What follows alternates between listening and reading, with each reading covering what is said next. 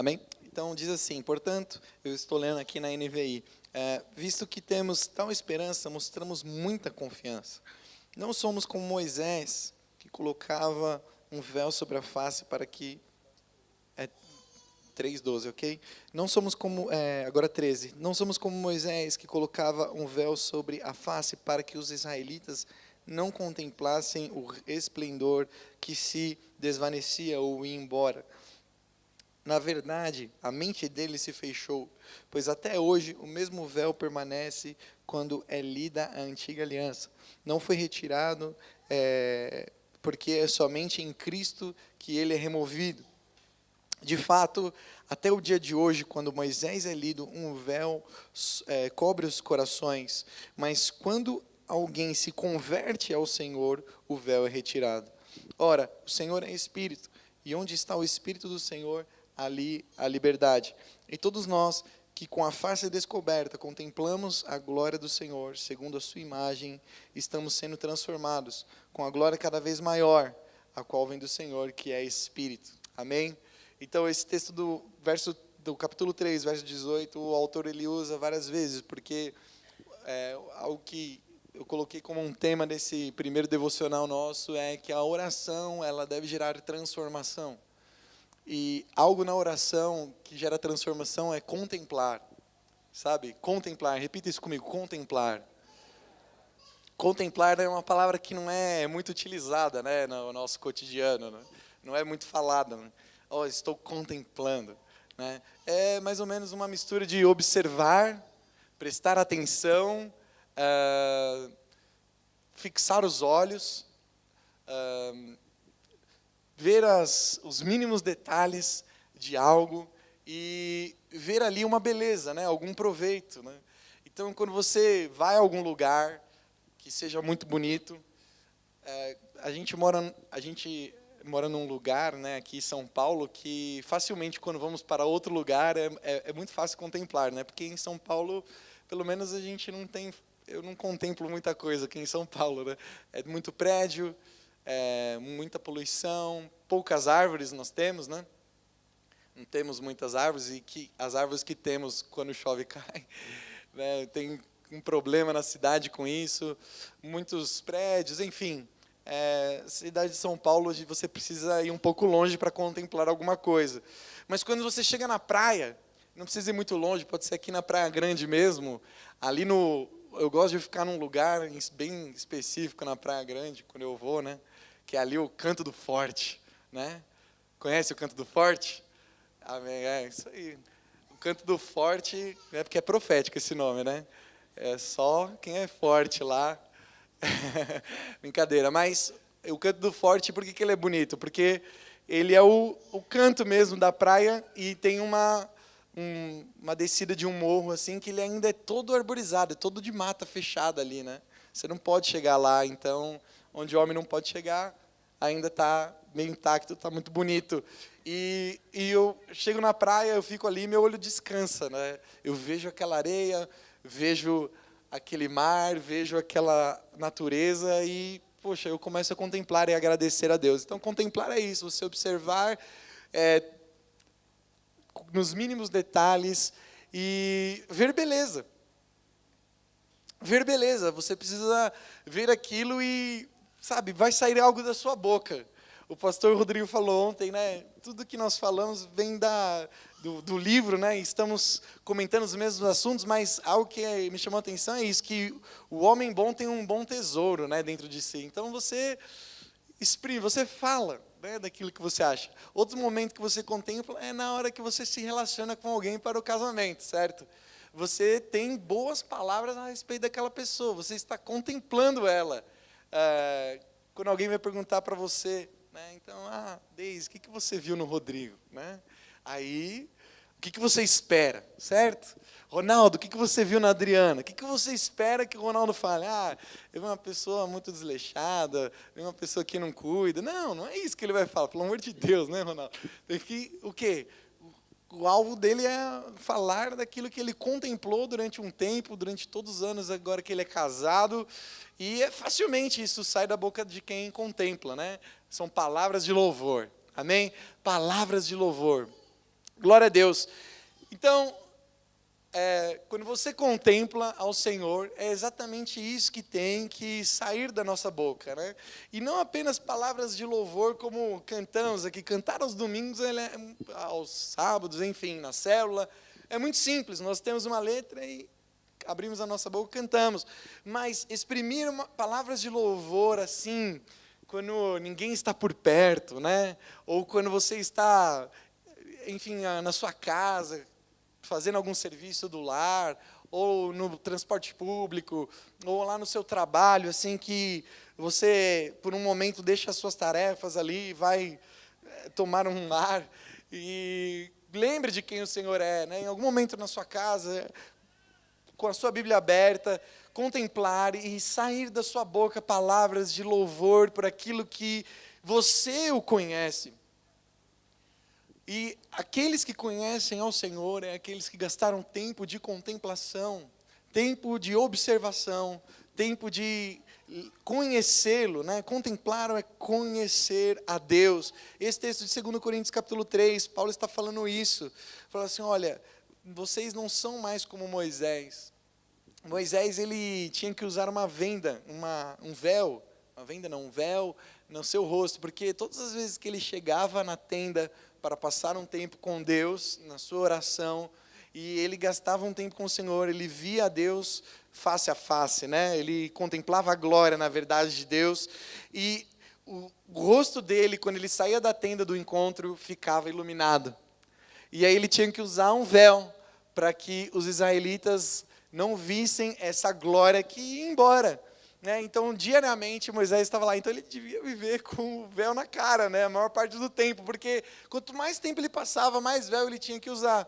Só que Deus, ele era um Deus que, antes, né, um pouco antes desse trecho que fala sobre o véu, lá em Êxodo capítulo 34, ele quis se revelar a todo o povo no Monte Sinai, quando ele falou assim, olha, todo o povo se consagre, não se aproxime do monte, e eu virei com a minha glória. E todo o povo viu, mas só que todos tiveram medo.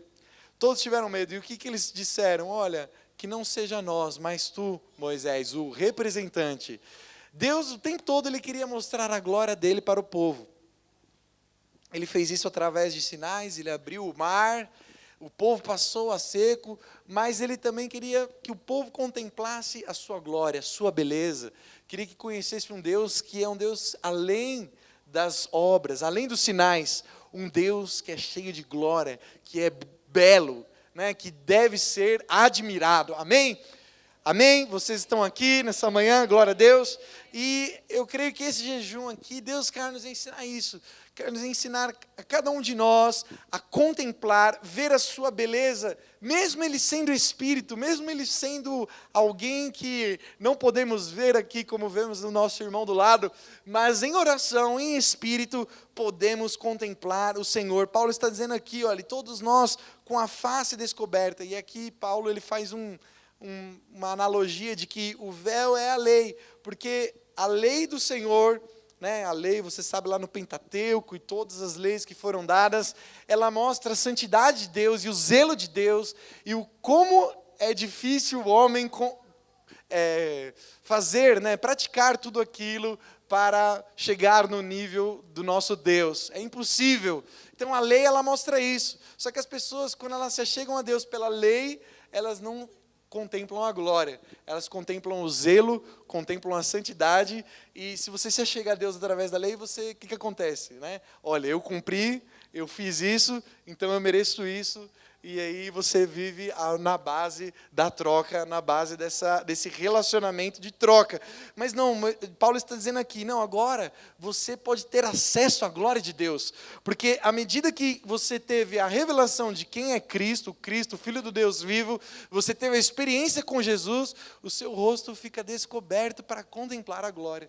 Você não precisa mais de véu, não precisa mais de um véu da lei, não precisa mais de práticas para se achegar a Deus, e é isso que o mundo acha, e às vezes nós estamos vivendo aqui na igreja que eu digo, o corpo de Cristo, com base no relacionamento com o véu, e não contemplando a glória. E é isso que eu quero prender aqui a atenção, principalmente, né, nesse tema, de que quais são as transformações, já que contemplar gera uma transformação na minha vida. Paulo está dizendo aqui, olha, todos nós vamos sendo transformados à medida que contemplamos numa glória cada vez maior. Quais foram as transformações recentes que aconteceram na sua vida por contemplar ao Senhor? É uma pergunta que eu queria que você pensasse seriamente.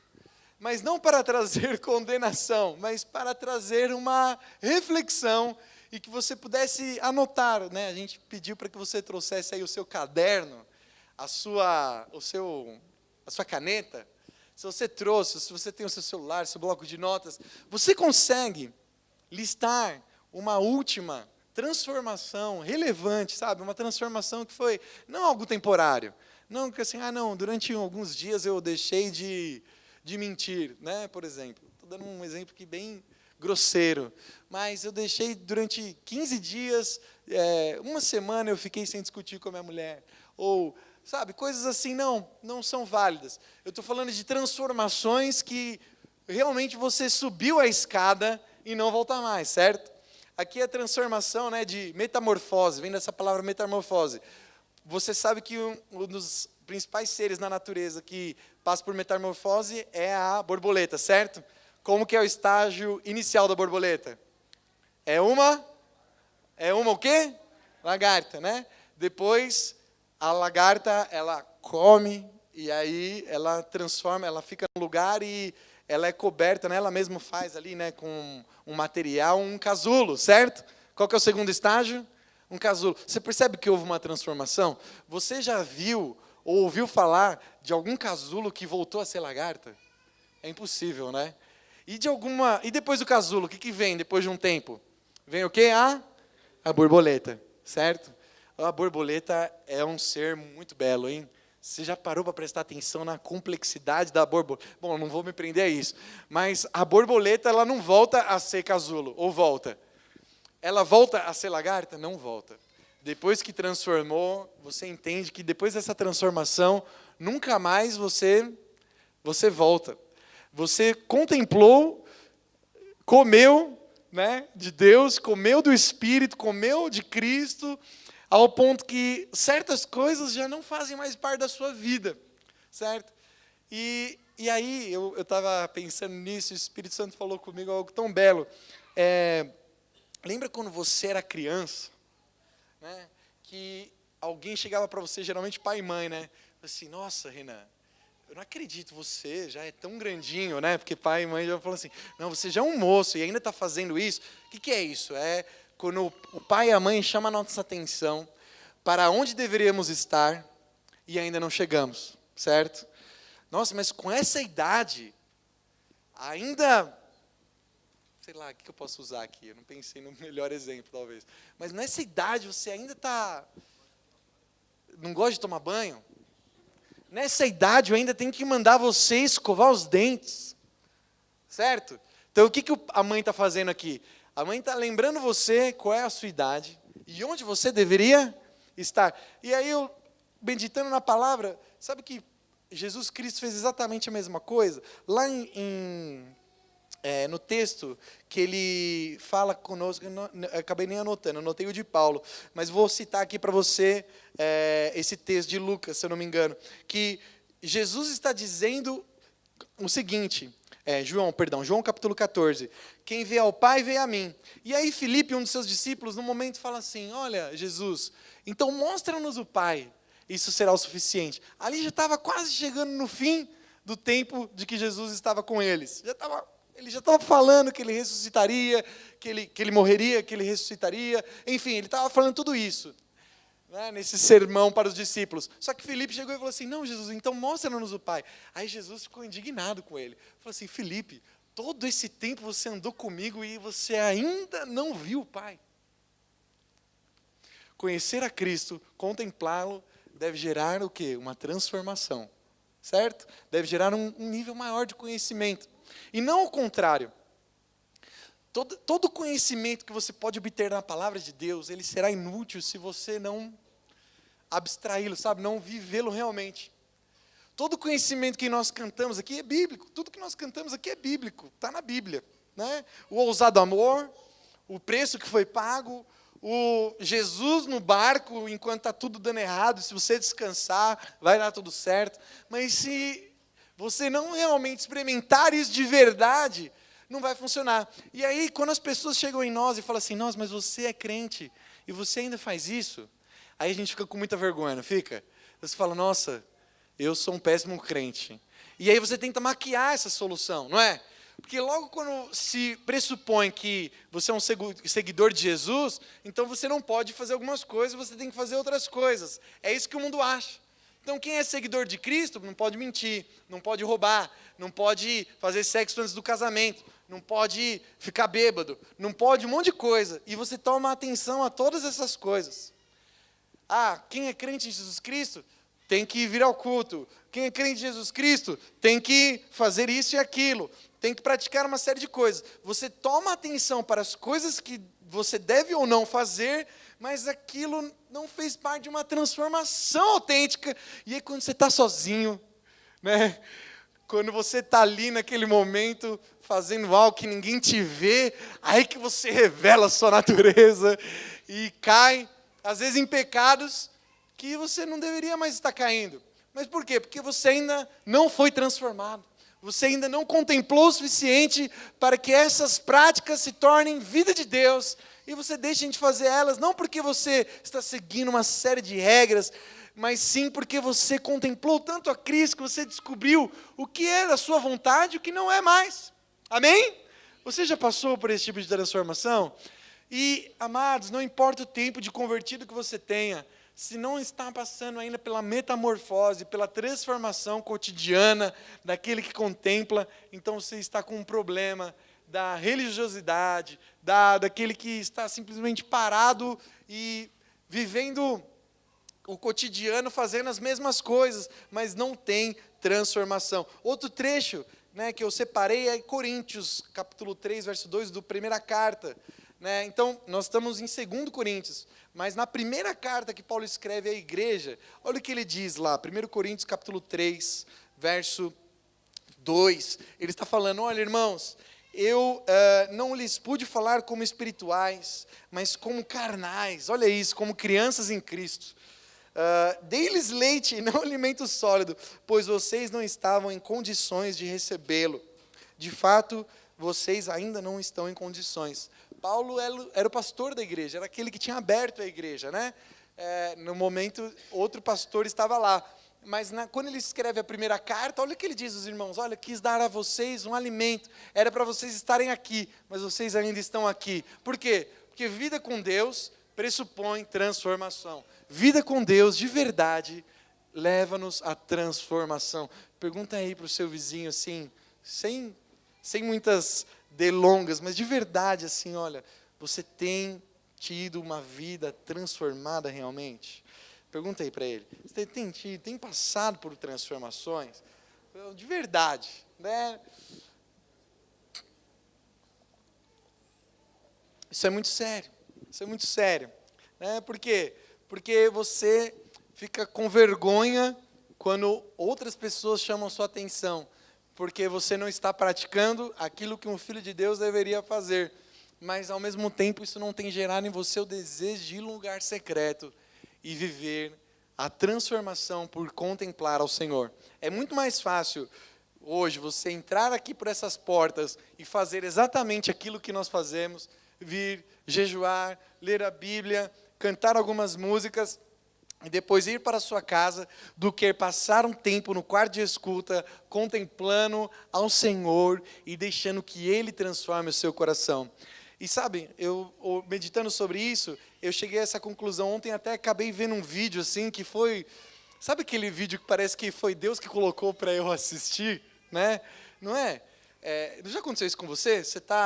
Eu não sou muito de ver pregações, e não era uma pregação, eu tinha terminado onde meditar na palavra, tinha orado, e automaticamente, eu estou tão acostumado, né, o vício do celular faz você clicar em coisas que você já, né, eu cliquei no meu YouTube, no aplicativo do YouTube, e veio assim, um vídeo assim, logo na cara daquele pastor, o Arnold Schwarzenegger, você conhece esse pastor? eu cliquei no vídeo, porque tava assim o título do vídeo. Este vídeo mudou a vida de muita gente. Aí eu cliquei. O pastor Arnold. Você conhece o pastor Arnold Schwarzenegger? Não? Não? Então ele foi um ator, aquele que fez o Exterminador do Futuro, né? Grandão assim. Você já viu esse cara? Sabe de quem eu estou falando? Hã? Tô brincando, ele não é um pastor, mas só para uma brincadeira. Mas o que ele falava nesse vídeo que chamou muito minha atenção? Só para você acordar aqui comigo. Ele falou algo lá que chamou muita atenção. Ele falava o testemunho da vida dele. O vídeo era esse, né? Porque ele era um austríaco, se eu não me engano, e muito pobre. E ele gostava muito de exercitar. Ele queria ser um bodybuilder, né? Que é aqueles caras que são extremamente fortes e exibem o corpo, né? E tem as competições. E o alvo dele era ser um Mister Universo lá, né? Mas o que me chamou a atenção, ele falava assim, eu não tinha um plano B, eu sempre tinha um plano A, eu não tinha um plano B. As pessoas têm um plano B porque elas têm medo de falhar, não é verdade? Então você tem um plano B porque, eu vou ficar aqui mesmo, porque se eu tentar ali e não der certo, eu posso tentar, mas eu tenho aqui essa outra situação. E o autor do livro, ele fala isso, né? Eu achei interessante, porque eu tinha acabado de ler. O nosso plano B geralmente é o dinheiro, é a poupança, é o plano de saúde, são as desculpas. Nós temos medo de errar, nós temos medo de desfrutar da nossa fé em Jesus e viver a vida cristã, porque temos medo de errar e desagradar a algo ou alguém. Sabe, não existe isso no relacionamento de pai e filho. Quando o filho erra, um relacionamento real, quando o filho erra, o pai diz para ele, olha, você errou, você vai ser corrigido, mas aqui é o lugar que você deve estar. Eu vou te levar para cá, eu quero te ensinar a ser esse homem, eu quero te ensinar a ser essa mulher. O relacionamento com Deus de verdade não é um relacionamento que, quando você falha, Ele vai te esmagar. E nós não deveríamos fazer isso uns com os outros. Não, devemos sempre mostrar Cristo, sempre levar a Cristo, sempre apontar para Cristo. Porque a falha não deveria ser um grande problema. A falha não deveria ser a gente não devia fazer uma novela por causa da falha. Não, a gente devia logo apontar para Jesus, porque Ele é o único perfeito, e ajudar uns aos outros a entender que falhando é porque precisamos nos parecer mais com Ele. Então a vergonha da falha logo teria que ser substituída pela vontade de passar mais tempo no secreto. Amém, irmãos? É isso. Nós não podemos ter vergonha e medo quando falhamos, e logo tentamos esconder. É o espírito do Adão, né? Adão era assim. Se você começou a ler novamente, comecei a ler novamente o plano de leitura para esse ano. E em Gênesis, o que acontece lá na queda? Olha, por que, Adão, você se escondeu de mim? Deus fala para ele. Senhor, eu vi que estava nu, né? E quando o Senhor estava chegando no jardim, eu vi que estava nu e me escondi. Será que, eu fico pensando, né, nas minhas viagens aqui bíblicas, será que se Adão, logo que pecou, tivesse falado com Deus, Senhor, eu pequei, me perdoa, o que eu fiz? Eu ouvi, eu comi, eu não cuidei da minha esposa do jeito que deveria ter cuidado, será que a história seria diferente? Não sei, mas em nenhum momento Adão, ele tem arrependimento genuíno, né? Em nenhum momento Adão, ele tem nossa, eu fiz uma besteira, Senhor. Eu fiz algo que não deveria fazer. Então, a contemplação leva a você entender que as suas falhas devem, na verdade, ser os parâmetros para você ver o quanto ainda está distante, o quanto precisa de Jesus. Nós não devemos avaliar as falhas uns dos outros com esse espírito crítico de, nossa, você não presta, que vergonha. Nós, inclusive, temos medo de chamar a atenção uns dos outros, nós temos medo de ajudar uns aos outros nas nossas falhas, porque achamos que não devemos colocar a colher aí, o bedelho, né, onde não somos chamados, mas a Bíblia nos ensina totalmente o oposto. Nós precisamos ajudar os irmãos que ainda têm dificuldades. Paulo não parou de escrever a sua carta quando ele disse assim, olha, vocês ainda não chegaram na maturidade espiritual, estou falando a vocês como carnais. Ele não parou no capítulo 2, ele continuou dizendo, vocês são abençoados, ele continuou ensinando, depois ele escreveu a segunda carta, e o nível de revelação foi aumentando. Amém? Nós precisamos entender isso. As nossas falhas, os nossos erros, os nossos pecados, eles mostram quão distantes nós ainda estamos de Deus. E não adianta você simplesmente começar novas práticas religiosas em como fazer, o que falar, o que vestir. Não, você precisa do lugar secreto, contemplar ao Senhor para que você seja transformado. Diga isso, eu preciso contemplar para ser transformado. Aleluia, Deus, Ele quer ser conhecido, Ele quer revelar a sua glória, Ele quer que você o veja, Ele quer que você o contemple, assim como você quando sai de férias, quando vai à praia, quando vê um lindo bebê, quando, sabe, contempla ou observa a sua esposa, o seu esposo, vê ali e diz palavras de louvor. Deus quer ser contemplado no quarto de escuta, no seu tempo do secreto, e à medida que fazemos isso e lemos a palavra de Deus, vemos a beleza de quem Deus é, vemos a beleza de quem Cristo é, e não devemos então nesse momento, queria orar com você, mas eu queria que nesse tempo você só tivesse um pedido, né? Eu creio que o jejum também nos ajuda a aprender a orar, esse conhecimento nos ajuda a como orar, mas que você separe agora um tempo para contemplar a Jesus, né? Num nível de conhecimento que você já tem, talvez seja básico, ou talvez você já conheça tantas coisas, já ouviu tantas coisas. Será que você pode abrir nesse texto, né, de 2 Coríntios, capítulo 3, e ler ele, e contemplar ao Senhor, e orar a Ele, e dizer, Senhor, que hoje, com a face descoberta daquilo que eu tenho feito ou não tenho feito, que o Senhor possa me transformar.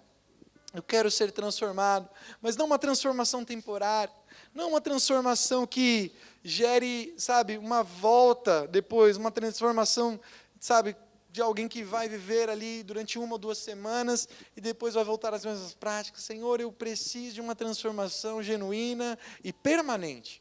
Eu quero contemplar ao ponto de ser transformado permanente. Oh, Jesus, que eu cresça mais um degrau, suba mais um degrau na escada da glória para me parecer com Cristo. E podemos contemplar a Jesus, aquilo que cantamos, podemos contemplar Jesus em sua palavra, o que Ele fez, o seu ousado amor, como Ele era paciente, como Ele era amável, o quanto Ele tinha glória e resplendor no trono do Pai, mas desceu sem glória, sem majestade nenhuma, viveu na medida do Espírito que foi colocado sobre Ele, foi repousado sobre Ele, e fez grandes obras.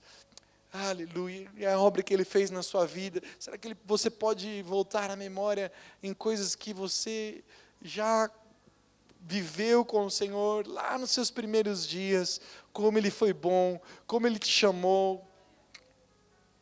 Oh, aleluia, aleluia, existe uma medida de transformação para você, irmão, existe uma medida de transformação genuína nesses dias para você, aleluia, e eu recomendo que você, à medida que orar, à medida que ler, à medida que o Espírito Santo vai falando com você, escreva isso que o Espírito tem falado com você, não deixe que o inimigo, assim que você sair daqui, tome a boa porção, a semente que foi colocada pelo Espírito na sua vida, não, mas que você possa daqui 1 ano, 2 anos, olhar, ler aquilo que escreveu, e você possa dizer, nossa, realmente, houve uma transformação genuína na minha vida, que foi feita através do tempo com Deus, de contemplá-lo. Eu conheço o Senhor. Você pode dizer assim, eu conheci Ele. Eu vi o Pai quando eu olhei para Cristo, quando eu contemplei a face de Cristo, vi o Pai, Ele transformou minha vida. Eu conheço esse Deus que é libertador. Eu conheço esse Deus que é criativo, que é criador. Eu conheço esse Deus que, sabe, faz do nada tudo vir a existir. Eu conheço esse Deus que eu posso estar no barco no meio de uma tempestade, desempregado, sem recursos, sabe, tantas pessoas são melhores do que eu, e eu me considero alguém que está tão atrás, mas eu conheço esse Deus que abre oportunidades, que compartilha da sua glória comigo, que faz, enfim, do nada vir tudo acontecer, que abre portas incríveis de emprego, oportunidades incríveis. Eu conheço esse Deus, eu tenho um relacionamento com Ele diário, eu tenho sido transformado por Ele. Aleluia. Feche seus olhos, se você quiser dobrar os seus joelhos, ou, enfim, sentar mesmo, fique à vontade. Nós vamos ter um tempo agora de contemplação, contemple ao Senhor.